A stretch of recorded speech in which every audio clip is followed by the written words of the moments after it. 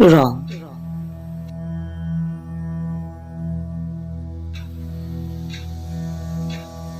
জীৱনৰ ৰং এতিয়া শুকুৰা হ'ল। কপাল সেউতাৰ বুল সকলো হেৰাই গ'ল।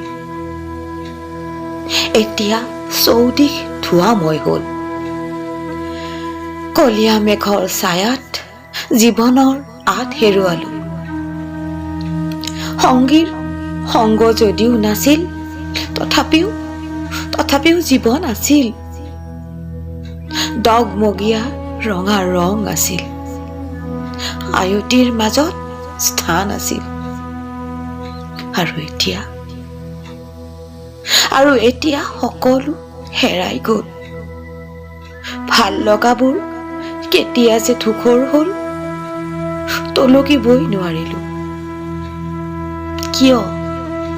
কিয় বাৰু আপোন পৰিচয় তৎক্ষণাত সলনি হ'ল?